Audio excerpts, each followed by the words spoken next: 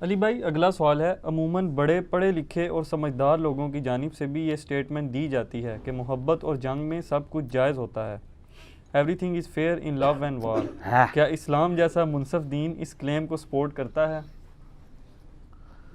ہمارے ایک ٹیوٹر والے بھائی ہیں جو یہ بہت کوٹ کرتے ہیں، everything is fair in love and war. ویسے اب ان کی ڈیوٹیز چینج ہو چکی ہیں، آپ کو پتہ چل جائے گا میں کس کا ذکر کر رہا ہوں، نام لینے کی ضرورت نہیں۔ تو یہ بالکل ایک جذباتی ڈاکٹرن ہے، اس کا اسلام سے بھی کوئی دور دور تک لینا دینا نہیں ہے، بلکہ یہ اینٹی اسلامک بات۔ اسلام میں جنگ ہو یا محبت، ہر چیز کے رولز اور ریگولیشن ہیں۔ کبھی بھی آپ نہیں کہہ سکتے کہ everything is fair in love and war. محبت اور جنگ میں ہر چیز جائز ہے۔ تھوڑا سا آپ کرٹیکل انالیسس کریں گے تو آپ کو اس جملے کی خرابی عیاں ہو جائے گی۔ یہ کیسے ہو سکتا ہے کہ محبت اور جنگ کے کوئی رولز نہ ہو؟ صرف اتنا ملتا ہے بخاری اور مسلم کے اندر کہ نبی علیہ السلام نے فرمایا جنگ دھوکے کا نام ہے، اسی کی پلی لی ہوئی ہے انہوں نے۔ جنگ دھوکے کا نام کیا ہے؟ آپ نے دشمن کو دھوکہ دینا ہے، دشمن کے ساتھ عہد شکنی نہیں کرنی۔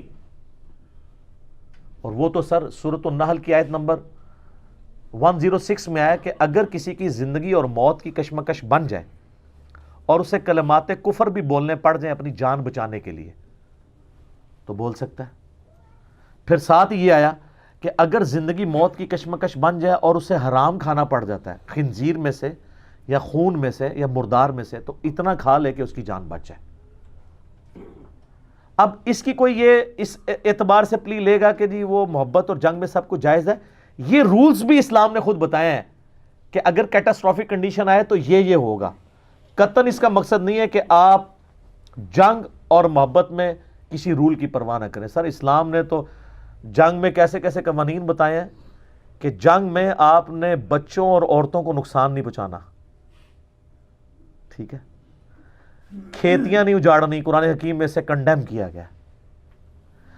اور ایسی عورتوں کو لونڈیاں نہیں بنانا جو میدان جنگ میں نہیں آئی ہیں۔ یہ جو کہتے ہیں نا اسلام لونڈیاں بناتا رہا، نہیں، صرف وہ عورتیں جو جنگ لڑنے کے لیے اپنے مردوں کے شانہ بشانہ میدان جنگ میں آتی تھی نا، ان کو لونڈیاں بنایا جاتا تھا۔ ورنہ رومن امپائر میں تو اس وقت لاکھوں کی آبادی تھی، تو لاکھوں لونڈیاں مسلمانوں نے بنائی نہیں، وہ اپنے علاقوں میں آزاد ہی رہے۔ اور اس کی بھی ایک حکمت تھی کہ اس سسٹم کو آگے لے کے چلنا تھا۔ میں اب اس ٹاپک کی طرف نہیں جا رہا، اس پہ مولانا مودودی رحمہ اللہ تعالیٰ نے کتاب لکھی ہے الجہاد فی الاسلام، اور وہ سر کتاب لکھی ہے انہوں نے جسٹ 18-19 سال کی عمر میں، اور وہ کتاب جب ڈاکٹر اقبال نے پڑھی تھی انہوں نے کہا تھا یہ مسلمانوں کا مستقبل کا تھنک ٹینک ہے۔ 18-19 سال کیا عمر ہوتی ہے؟ جیو والوں نے ایک جیومیٹری ریکارڈ کی تھی بایوگرافی آف مودودی کے اوپر، یوٹیوب پہ پڑی ہوئی ہے۔ سر آپ حیران ہوں گے 11 سال کی عمر میں مولانا مودودی رحمہ اللہ تعالیٰ نے عربی فارسی کے اوپر مہارت حاصل کر لی ہوئی تھی، فارغ التحصیل ہو چکے ہوئے تھے یہ علوم حاصل کر کے۔ 17-18 سال کی عمر میں انہوں نے لکھنا شروع کر دیا تھا، اور 23-24 سال کی عمر میں اس وقت کے جتنے بڑے بڑے لکھاری تھے نا، چاہے ابوالکلام آزاد ہوں یا اور لوگ ہوں، سب کو پیچھے چھوڑ دیا تھا اتنی چھوٹی عمر کے اندر۔ تو وہی بات ہے، بڑا بندہ بڑا ہی ہوتا ہے، پاویں چھوٹا بھی ہوئے، بڑا بندہ بڑا ہی ہوتا ہے، وہ شروع سے ہی بڑا ہوتا ہے۔ تو الجہاد فی الاسلام پڑھیں تو آپ کو حکمتیں پتہ چلیں گی اور اسلام نے کیا کیا رولز اس حوالے سے دیے ہیں۔ تو لہٰذا یہ جنگ دھوکے کا نام ہے، اس کی پلی لے کے کوئی حب الوطنی کے نام پہ ایکسٹرا جوڈیشل ایکٹیویٹیز پرفارم کرے، ماورائے عدالت قتل کسی کو کر دے، یا اسی کی پلی لے کے کوئی مذہبی جماعت جو ہے وہ گستاخ رسول کے نام پہ مسلمانوں کو اسیسینیٹ کرنا شروع کر دے، یہ دونوں ایکٹیویٹیز غلط ہے۔ محبت اور جنگ کے رولز ہیں جو اسلام نے بتائے ہیں، ان کو آپ نے فالو کرنا ہے۔ شتر بے مہار اسلام نے اپنے ماننے والوں کو نہیں چھوڑا، بلکہ رولز اینڈ ریگولیشنز کے ساتھ چھوڑا ہے۔ بخاری اور مسلم دونوں میں حدیث ہے کہ نبی علیہ السلام نے فرمایا جو عہد شکن انسان ہے نا، قیامت والے دن اس کی پشت پہ ایک جھنڈا ہوگا اور پبلکلی اناؤنس کیا جائے گا کہ یہ بندہ عہد توڑا کرتا تھا، دنیا میں ڈومینیٹ کروایا جائے گا۔ اسی لیے 10 کمانڈمنٹس جو سورہ بنی اسرائیل میں آئی ہیں نا، اس میں ایک کمانڈ یہ بھی ہے، ان العہد کان مسئولا، عہد کی پاسداری کرو، بے شک تم سے قیامت والے دن عہد کے بارے میں پوچھا جائے گا. ونس ایگریمنٹ ہو گیا آپ نے اس کو فالو کرنا ہے. مسند احمد میں حدیث ہے، نبی علیہ السلام نے فرمایا جو عہد پورا نہیں کرتا اس کا کوئی دین ہی نہیں ہے. آپ کیا بات کرتے ہیں؟ مسند احمد میں، سنن ابن ماجہ میں حدیث ہے، نبی علیہ السلام نے فرمایا جس نے اپنے دشمن کو پناہ دی اور امن کی حالت میں پناہ دینے کے بعد اس نے اسے قتل کر دیا تو قیامت والے دن اس کے لیے پھر ایک جھنڈا مقرر ہوگا کہ یہ جو ہے نا یہ شخص وہ شخص ہے جو کہ غدر کرنے والا ہے، دھوکہ باز ہے یہ. اور صحیح بخاری میں حدیث ہے جس نے ایک ذمی کافر کو قتل کر دیا جس کی ذمہ داری اسٹیٹ کے اوپر تھی، ہے وہ کافر تھا، وہ مسلمان بھی جنت میں داخل نہیں ہوگا، اس پہ جنت حرام ہے، اس کی خوشبو بھی حرام ہے، حالانکہ جنت کی خوشبو 40 سال کی مسافت سے آ رہی ہوگی، کیونکہ 50,000 سال کا دن ہے نا. تو جب اس دن کے ختم ہونے میں 40 سال رہ جائیں گے تو خوشبو ہلکی ہلکی جنہوں نے جانا ہوگا ان کو آنا شروع ہو جائے گی، لیکن ایسے مسلمان کو بھی خوشبو نہیں آئے گی جس نے کسی ذمی کافر کو قتل کیا، تو جنت میں تو وہ جا ہی نہیں سکتا. یہ سر بخاری شریف ہے، مولانا شریف یا کہانی شریف نہیں ہے. Everything is fair in love and war. توبہ کرو اور تھوڑا سا علم بھی حاصل کریں، اس طرح کی سٹیٹمنٹس قطعاً نہ دیا کریں میرے بھائی. آپ مسلمان ہونے کے دعوے دار بھی ہوں اور ایجوکیٹڈ بھی اپنے آپ کو ڈکلیئر کرتے ہوں تو تھوڑا سا دینی علم حاصل کریں، اور ایون دنیاوی علم بھی اگر آپ کو صحیح طریقے سے آتا ہو تو آپ کبھی بھی یہ اس طرح کی سویپنگ سٹیٹمنٹ کبھی نہیں دے سکتے کہ محبت اور جنگ میں سب کچھ جائز ہے. نبی صلی اللہ علیہ وآلہ وسلم کی تعلیمات بالکل کلیئر کٹ ہیں اس حوالے سے. اچھا، اب جو لوگ اس طرح کی پھر وہ ایکٹیویٹیز میں انوالو ہوتے ہیں نا تو وہ پھر یہ بھی کہہ دیتے ہیں آئین کیا ہے جی، یہ کاغذ کا ٹکڑا ہی ہے، جب میں جسٹ ڈسٹ بن میں پھینک دوں. تو پھر سر آپ کے اوپر آرٹیکل 6 کا مقدمہ لگے اور آپ کو پھانسی کی سزا ہو تو بالکل جسٹیفائی ہے، کیونکہ جو شخص پاکستان کے آئین کی توہین کرتا ہے، اگر وہ کوئی اینٹی اسٹیٹ جماعت ہے تو آپ اس کو کہہ دیتے ہیں یہ غدار وطن ہے، اور اگر وہ آپ کے ادارے کا ایکس چیف ہے تو آپ کہہ دیتے ہیں اس کی بڑی خدمات ہے 40 سال کے لیے. تو پھر میرا ایک معصومانہ سوال ہے، خدا نخواستہ آپ کے بچے کے ساتھ آپ کی مسجد کا وہ مولانا جو 40 سال سے آپ کو نماز پڑھا رہا ہو منہ کالا کرے تو آپ یہ کہہ کے معاف کر دیں گے کہ اس کی بڑی خدمات ہیں مسجد کے لیے لہذا میرے بچے سے منہ کالا کر لیا تو کیا ہوا؟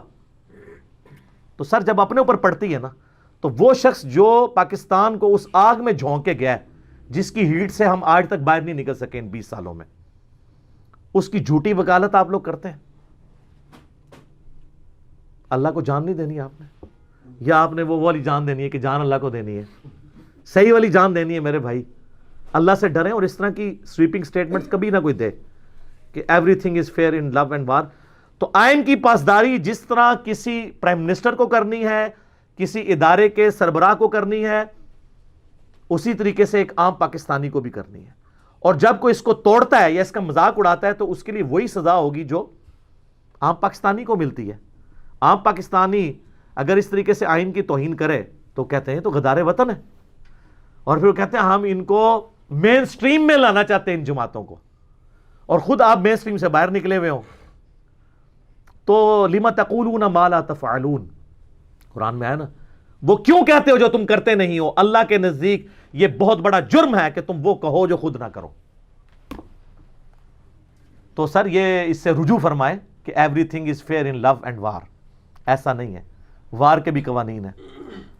اور سورۃ الانفال میں تو یہاں تک آیا ہے کہ اللہ تعالیٰ نے فرمایا کہ جس قوم کے ساتھ تمہارا عہد ہو، چاہے وہ تمہاری دشمن قوم بھی ہو، تم اس کے ساتھ جنگ ڈکلیئر نہیں کر سکتے جب تک کہ اعلانیہ عہد توڑ نہ دو. لہذا اسلام میں گریلا وار حرام ہے. یہی وجہ ہے کہ 1948 میں جب پاکستان نے اپنی آرمی کشمیر میں داخل کی تو مولانا مودودی رحمہ اللہ تعالیٰ نے اس کی مخالفت کر دی تھی کہ یہ اسلام کے خلاف ہے. اور یہ نہیں کہتے تھے جنگ نہ کرے، وہ کہتے تھے اوپن جنگ کرو، ڈکلیئر کرو کہ تم ہمارے دشمن ہیں، ہم اپنی فوج بھیج رہے ہیں. لیکن اوپر آپ امن معاہدے میں جڑے ہوئے ہیں، UN کے چارٹر کے انڈر ہیں، اور نیچے کام ڈالا ہوا ہے، اور یہی کام انہوں نے بھی ڈالا. ان ہندوؤں کو ہم کیا کہیں گے؟ ہم مسلمانوں کے اسلام کو، سورۃ الانفال کو فالو نہیں کر رہے. اس لیے نہیں کہہ رہے کہ سورۃ الانفال پڑھی نہیں گئی. سورۃ الانفال میں اسلامک ڈیموکریسی جو ہے، جس میں حلال اور حرام کو کثرت رائے سے نہیں بلکہ حدود اللہ کے اعتبار سے سیٹل کیا جائے، اور حلال کے دائرے میں کثرت رائے سے، وہ تو سورہ شورا میں ہے نا، وَأَمْرُهُمْ شُورَى بَيْنَهُمْ، حتیٰ کہ نبی علیہ السلام کو حکم ہوا ہے وَشَاوِرْهُمْ فِي الْأَمْرِ، سورہ آل عمران میں. ان صحابہ کے بارے میں جن کی نافرمانی کی وجہ سے غزوہ احد میں شکست ہوئی تھی، اللہ نے پہلے ان کو ڈانٹا، پھر کہا معاف کیا، پھر کہا نبی ان کو آندہ مشورے میں شامل رکھنا ہے، یہ نہ ہو کہ کراس لگا دو. نبی اگر مشورہ لے کے چلتا ہے تو باقیوں کو نہیں لے کے چلنا. تو سورۃ الانفال میں آیا کہ آپ نے اعلانیہ عہد توڑنا ہے، اور یہ اتنی زبردست نبی علیہ السلام کی ٹریننگ تھی کہ ابو داؤد و ترمذی میں ایک حدیث ہے کہ ایک صحابی تھے عمر ابن عباسہ، یعنی یہ سینئر صحابہ میں سے. حضرت معاویہ رضی اللہ تعالیٰ عنہ کے دور ملوکیت میں رومن امپائر کے ساتھ آپ کو پتہ مسلسل جنگیں رہیں جو بچی کچی تھی. تو رومن امپائر اور حضرت معاویہ کے درمیان ایک معاہدہ تھا. تو اس معاہدے کا جب وقت پورا ہونے کا وقت آیا تو حضرت معاویہ رضی اللہ تعالیٰ نے اپنی فوجیں لا کے نا رومن امپائر کے اس سٹی کے بارڈر پہ رکھ دی کہ کل کی ڈیٹ میں جیسے ہی یہ ڈیٹ پوری ہوگی نا، تو معاہدہ مثلا اگر لکھا گیا کہ یہ معاہدہ جو ہے وہ 10 ربیع الاول تک ہے، جیسے ہی 10 ربیع الاول کا غروب ہوگا سورج، ہم فوراً ان پہ حملہ کر دیں گے. لیکن جو لوگ کہتے ہیں نا محبت اور جنگ میں سب کچھ جائز ہے، ان کو اس چیز سے سبق سیکھنا چاہیے. سورۃ الانفال کے تو یہ خلاف تھا ایٹیچیوڈ. وہاں پہ عمر ابن عباسہ اپنے گھوڑے پر سوار ہوئے اور تکبیر بلند کرتے ہوئے ان فوجیوں کے سامنے آگے کھڑے ہو گئے. انہوں نے کہا میں تمہیں حملہ نہیں کرنے دوں گا کافروں کے اوپر، کیونکہ میں نے نبی علیہ السلام سے یہ سنا تھا کہ جس قوم سے تمہارا معاہدہ ہے اوپنلی اس معاہدے کو توڑو تاکہ وہ بھی اپنی جنگ کی تیاری کر سکے. ہائے ہائے ہائے ہائے، یہ محمد رسول اللہ کی تعلیمات ہی ہو سکتی ہیں. اور یار کافروں کو یہ باتیں بتاؤ کہ تمہارا پیغمبر کون تھا. وہ چنگیز خان یا سکندر اعظم نہیں تھا، وہ اللہ کا پیغمبر تھا جس کے ساتھ اللہ کی غیبی تائید تھی. هو الذی ارسل رسولہ بالہدی ودین الحق لیظہرہ علی الدین کلہ. اللہ نے اس کو دین کے غلبے کے لیے دنیا میں بھیجا تھا. دیکھیں نا پھر چند سالوں میں رومن اور پرشین امپائرز الٹی گئی ہیں جنگ قادسیہ اور یرموک کے اندر، مختصر سی فوج کے ساتھ. اللہ کی غیبی تائید تھی. اور نبی علیہ السلام کی مبارک زندگی میں ایسا نہیں ہوا، ورنہ لوگ کہہ لیتے کہ لیڈر بڑا تھا تو اس نے کام دکھایا. اس لیڈر کے جانے کے بعد ہزاروں اس کے فالوور مرتد ہوئے جو فتح مکہ پہ دب کے مسلمان ہو گئے تھے.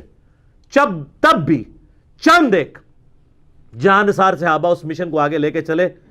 اتنی صورتحال گمبھیر ہو کہ آپ کے ہزاروں لوگ آپ کو چھوڑ دیں، پھر بھی آپ رومن اور پرشین امپائر الٹ دیں اور ان کے اوپر بھی غلبہ پا لیں جو آپ کے مخالفین ہیں، آپ کے اپنے. تو سر یہ غیبی مدد تھی، یہ غیبی مدد تھی اللہ تعالیٰ کی. تو جب انہوں نے تکبیر بلند کی اور ان کا میں حملہ نہیں کرنے دوں گا اور یہ حدیث سنائی اور کہا کہ نبی علیہ السلام فرمایا تھا عہد شکن بندے کے لیے جھنڈا قیامت والے دن اس طرح قائم کیا جائے گا. اے جھنڈا جنہوں کہتے ہیں جھنڈا چاڑنا، اے والا جھنڈا ہے. اے وہ جھنڈا نہیں ہے کہ وہ جو کیپٹن آگے لے کے چل رہا ہوتا ہے، نہیں، اے وہ جھنڈا ہے جو نافرمان اولاد اپنے ماں پہ ہوتا جھنڈا چاڑ دیے. یعنی آئیڈینٹیفائی کیا جائے گا یہ ہے دنیا میں یہ عہد شکن آدمی، یہ دھوکہ باز شخص ہے، غدر کا جھنڈا. پوری دنیا کی اچھا وہ یہ تھے حضرت صاحب نے دھوکہ باز، تو وہ ادھر جا کے پتہ چلے گا. تو عہد شکنی نہیں ہے. تو everything is fair in love and war, یہ بالکل غلط ہے. یہ تو میں نے آپ کو صرف جنگ کا بتایا، تھوڑا سا لو کا بھی ذکر ہو جائے. آپ والا ذکر تو میں نہیں کر سکتا، میں اس لو کا ذکر کروں گا جس کا ذکر میں کر سکتا ہوں. اس کائنات میں اللہ کے بعد سب سے زیادہ محبت کا حقدار ہمارے لیے کون ہے؟ امام کائنات سید الاولین والآخرین، شفیع المذنبین، رحمت للعالمین، خاتم النبیین، امام اعظم محمد رسول اللہ صلی اللہ علیہ وآلہ وسلم. سر ان کے ساتھ بھی محبت کے رولز ہیں. حالانکہ میرے نزدیک اگر کسی کے ساتھ انفینٹ محبت ہو سکتی تھی نا مخلوق میں تو وہ نبی علیہ السلام کی مبارک ذات ہے، لیکن اس کی بھی لیمٹس ہیں. انفینٹ اس لیے کہ بخاری مسلم دونوں میں حدیث ہے، اس نے ایمان کی حلاوت چکھ لی جس میں 3 نشانیاں ہیں: اللہ اور اس کا رسول اسے سب سے بڑھ کر محبوب ہوں، نمبر 2 دوستی اور دشمنی کا معیار اللہ کی ذات، نمبر 3 کفر کی طرف لوٹنا اتنا ہی مشکل جتنا زندہ آگ میں جلایا جانا. یعنی وہ آگ میں زندہ جلنے کے لیے تیار ہو جائے لیکن اسلام نہ چھوڑے، کفر میں نہ جائے۔ اور پھر بخاری مسلم دونوں میں حدیث، تم میں سے کوئی شخص اس وقت تک مومن ہی نہیں ہو سکتا جب تک کہ میں اسے اس کے ماں باپ اولاد سب لوگوں سے بڑھ کر عزیز نہ ہو جاؤں۔ اور جو بخاری کی وہ حدیث ہے کہ نبی علیہ السلام ایک دفعہ چہل قدمی کر رہے تھے حضرت عمر کا ہاتھ پکڑ کے، تو حضرت عمر بھی تھوڑے سے فرینک ہو گئے، کہا یا رسول اللہ اس دنیا میں سب سے بڑھ کر مجھے آپ سے محبت ہے سوائے اپنی جان کے۔ سر وہ ٹروتھ لور تھے، جان تو سب کو پہلے نمبر پہ عزیز ہوتی ہے نا۔ آپ ہوتے تو آپ کہہ دیتے یا رسول اللہ میں آپ کے لیے چاند توڑ کے لے آؤں گا۔ انہوں نے سچی بات کی جو تھا۔ آپ فرمایا عمر ابھی تیرا ایمان مکمل نہیں ہوا، بلکہ تیری جان سے بھی بڑھ کر۔ انہوں نے اسی وقت کہا سمعنا واطعنا یا رسول اللہ، مانا، اب آپ مجھے میری جان سے بھی بڑھ کر عزیز ہے۔ آپ فرمایا اے عمر اب تیرا ایمان مکمل ہوا۔ یہ صحیح بخاری میں حدیث ہے۔ ان ساری چیزوں کو ذہن میں رکھیں۔ اور جو لوگ کہتے ہیں everything is fair in love and war, تو اس لو میں بھی ایوری تھنگ فیئر نہیں ہے۔ جامعہ ترمذی، ابو داؤد اور ابن ماجہ میں حدیث ہے، ایک شخص نبی علیہ السلام کی خدمت میں حاضر ہوا، آپ کا صحابی تھا، اس نے آ کے آپ کو سجدہ کیا۔ آپ نے میں سر اٹھا یہ کیا کر رہا ہے؟ کہا یا رسول اللہ میں وہ کوفے کے پاس ہیرا نامی ایک شہر میں گیا تھا، وہاں لوگ اپنے سردار کو سجدہ کرتے ہیں، آپ تو اللہ کے رسول ہیں، آپ زیادہ حقدار ہیں صلی اللہ علیہ وآلہ وسلم۔ آپ نے فرمایا جب میں فوت ہو جاؤں گا تم میری قبر سے گزرو گے، کیا میری قبر پہ سجدہ کرو گے؟ کہا نہیں یا رسول اللہ، اتنی ان کو بھی سمجھ تھی۔ فرمایا جب میری قبر پہ سجدہ نہیں کرو گے تو مجھے کیوں سجدہ کر رہے ہو؟ اگر میں سجدہ جائز سمجھتا تو بیویوں سے کہتا کہ اپنے خاوندوں کو سجدہ کریں اس حق کے سبب جو اللہ نے دیا، لیکن وہ بھی کوئی نہیں ہے۔ سجدہ تعظیمی، سجدہ عبادت تو صرف اللہ کے لیے۔ حضرت آدم کو بھی سجدہ عبادت نہیں ہوا تھا، تعظیمی ہوا تھا، اور سجدہ تعظیمی اس امت میں حرام ہے۔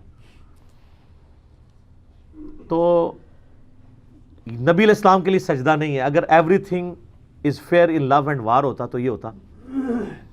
جامعہ ترمذی میں حدیث ہے، انس ابن مالک کہتے ہیں ہمیں ایک ایسا شخص آتا تھا جو ہمیں سب سے بڑھ کر محبوب تھا، لیکن ہم اس کے استقبال کے لیے کھڑے نہیں ہوتے تھے کیونکہ ہمیں پتا تھا کہ وہ اس سے ناراض ہوتے ہیں، اور وہ محمد رسول اللہ تھے صلی اللہ علیہ وسلم۔ تو everything is fair in لو بھی نہیں ہے۔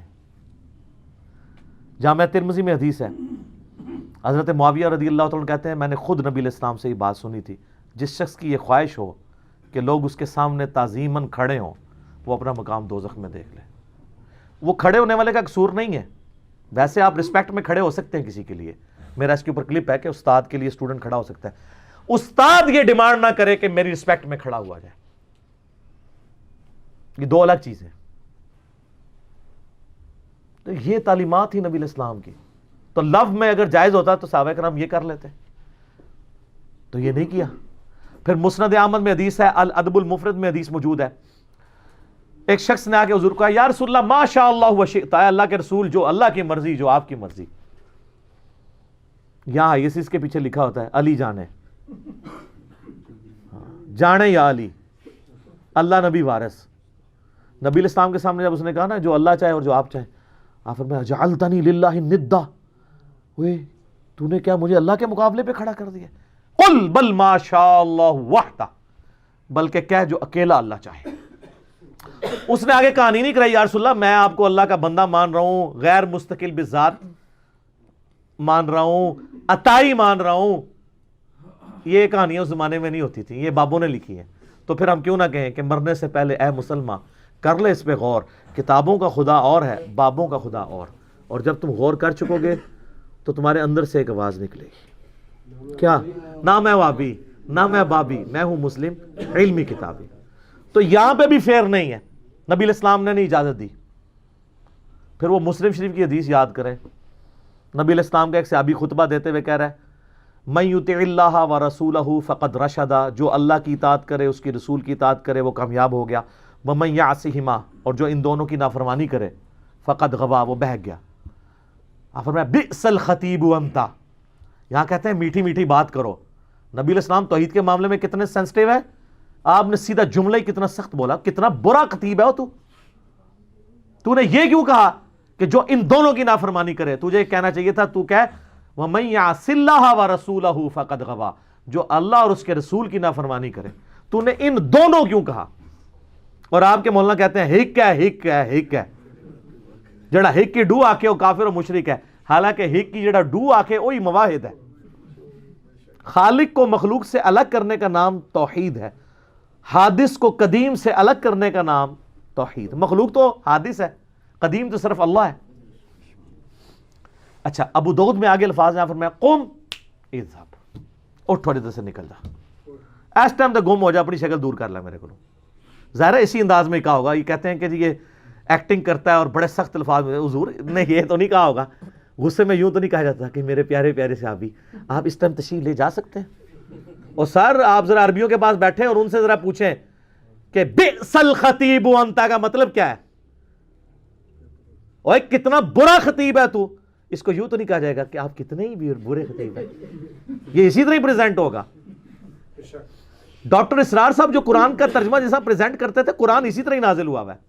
ہاں, انڈیا پاکستان بنگلہ دیش میں بابوں نے اس میں مٹھاس ملا کے اس نو ایسا شوربہ بنایا ہے کہ او دی انٹینسٹی ہے نا, اور اس سے جو تبدیلی آنی تھی وہ ختم ہو گئی ہے. تو قرآن بس پھر اب مردے بخشوانے کا ایک ذریعہ ہی رہ گیا. بئس الخطیب انت, کتنا برا خطیب ہے تو. تو یہ محبت میں سب کچھ کر رہے تھے. کسی نے ان کا یا رسول اللہ عشق دے چلے نمبر لے کے, یا رسول اللہ عقل والے تھے انجے ہی عمرہ گالیاں. عشق دے چلے ہی سی نا جنہیں سجدہ, اور چلے مارے گئے پائی ادھر بھی تے اگے بھی. قرآن تو کہتا ہے عقل والے نمبر لے گئے. نبی علیہ السلام کو جو دعا قرآن میں سکھائی گئی ہے وہ کیا ہے؟ اللہ میرے عشق میں اضافہ کر دے. نہیں, قل رب زدنی علما, اے اللہ میرے علم. اچھا, نبی علیہ السلام کے علم میں اضافہ کرنے کی کوئی ضرورت ہے تھی جس کو اتنا کچھ سکھا دیا گیا؟ علم سے کوئی شخص اپنے آپ کو آزاد نہیں کر سکتا. اور پھر اللہ نے کیٹاگوریکل مینشن کیا انما یخشی اللہ من عبادہ العلماء. اللہ کی خشیت اور معرفت تو صرف اہل علم کو ہے, اے ڈگریوں والے علم نہیں کہ جو ڈگری حاصل کرتے ہیں اس کے بعد ممبر پہ چڑھ کہتے ہیں قرآن ڈائریکٹ نہیں پڑھنا گمراہ ہو جاؤ گے. یہ تو علم کے دشمن ہے. میں واقعی علم کی بات کر رہا ہوں, جو واقعی علم ہے کتابوں میں, بابوں میں نہیں. پھر سورہ زمر میں ہے قل هل يستوي الذين يعلمون والذين لا يعلمون انما يتذكر اولو الالباب. بھلا بتاؤ تو علم والے اور بغیر علم والے کیسے برابر ہو سکتے ہیں؟ نصیحت تو نہیں حاصل کرتے مگر عقل والے. اور عقل سے مراد وہ ہیں جو روٹی منہ کے راستے کھاتے ہیں. عقل سے مراد بزرگان دین علماء نہیں, ہر وہ شخص جو روٹی کو توتی نہیں کہتا. ہاں, اور جس کی عقل کام نہیں کرتی ہے اس کو تو قرآن ریس بھی نہیں کرتا. وہ تو صحیح بخاری میں تعلیقاً مولا علی کا قول ہے, اور سنن ابن ماجہ میں پوری سند کے ساتھ مولا علی نے نبی علیہ السلام سے روایت کیا ہے کہ نبی علیہ السلام نے فرمایا کہ 3 ایسے لوگ ہیں جن سے اللہ نے شریعت کا قلم اٹھا لیا ہے. نمبر 1 نابالغ بچہ, نمبر 2 سویا ہوا شخص, اور نمبر 3 جو پاگل ہے, جس کو آپ مجنون کہہ کے, مجذوب کہہ کے, کلندر کہہ کے بزرگ تسلیم کر لیتے ہیں. ہاں, کہتے ہیں نا تو قلم اٹھے ہے. جب ہم کہتے ہیں نا یار آپ کے یہ بزرگ کپڑے کیوں نہیں تھے پہنتے, کہتے ہیں وہ اتنے بڑے بزرگ سن کہ بالکل الف ننگے سن. یعنی جو بالکل الف ننگا وہ بڑا بزرگ ہوتا ہے ان کے نزدیک. تو ہم کہتے ہیں یار کپڑے کیوں نہیں پہنتے, وہ کہتے ہیں مجذوب تھے. مجذوب کیوں؟ پاگل ہوئے نا جی اللہ دیش کی. انہوں تو قلم اٹھے ہے. جس سے قلم ہی اٹھا ہوا ہے اس کو لیڈر مانا ہوا ہے. اور سر لیڈر اس کو مانو ما ضل صاحبکم وما غوا. تمہارے نبی نہ کبھی بہکے ہیں نہ کبھی بے راہ چلے ہیں. ٹھیک ہے, وہ ابو داؤد میں حدیث ہے نا, عبداللہ بن عمر بن عاص کے بارے میں صحیح بخاری میں حدیث آتی ہے. ابو ہریرہ کہتے ہیں رضی اللہ تعالیٰ عنہ, مجھ سے زیادہ حدیثیں اگر کسی کے پاس ہیں نا تو عبداللہ بن عمر بن عاص کے پاس ہیں, کیونکہ میں حدیثیں زبانی یاد رکھتا ہوں اور وہ لکھ لیتے ہیں. لکھنے کی تو پھر برکت ہے نا سر. الذی علم بالقلم, اللہ نے قلم کے ذریعے دین سکھایا. یہ اگر قلم کے ذریعے کتابیں نہ لکھی جاتی تو ہم تک نہ پہنچتی. آج دنیا مان رہی ہے کہ لکھ کے علم کو قید کرو. یہ اتنے بڑے بڑے انسائکلوپیڈیا لکھ کے کیوں تیار کیے گئے ہیں؟ زبانی نہیں آپ ایک چیز کو لے کے چل سکتے. تو بخاری کے الفاظ ہیں کہ عبداللہ بن عمر بن عاص کے پاس زیادہ حدیثیں ہیں, وہ لکھ لیتے ہیں, میں زبانی یاد کرتا ہوں, اس لیے ان کے پاس زیادہ ہیں. اور ابو داؤد میں حدیث ہے کہ عبداللہ بن عمر بن عاص جو لکھتے تھے یہ حدیثیں, وہ کہتے ہیں میں حضور کی خدمت میں تھا نا تو آپ علیہ السلام جو فرماتے تھے نا میں لکھتا جاتا تھا. تو پھر میں نے لکھنا چھوڑ دیا کیونکہ مجھے کچھ صحابہ نے کہا کہ کبھی نبی علیہ السلام غصے کی حالت میں بھی ہوتے ہیں, آپ نے کسی کے اوپر کوئی کامنٹس پاس کر دیے ہیں تو وہ بھی تم لکھ لو گے تو وہ دین تو نہیں ہوگا, تو لکھنا چھوڑ دیا. نبی علیہ السلام نے جب یہ پوچھا تو انہوں نے کہا یا رسول اللہ میں نے یہ ریزن مجھے بتائی تھی تو میں نے آپ کی حدیثیں لکھنا چھوڑ دی ہیں. آپ نے اپنی مبارک زبان پکڑ کے فرمایا اوئے ہائے ہائے, یہ آخری درجہ ہوتا ہے کسی کو سمجھانے کا کہ اللہ کی قسم اس زبان سے حق کے سوا کچھ نہیں نکلتا.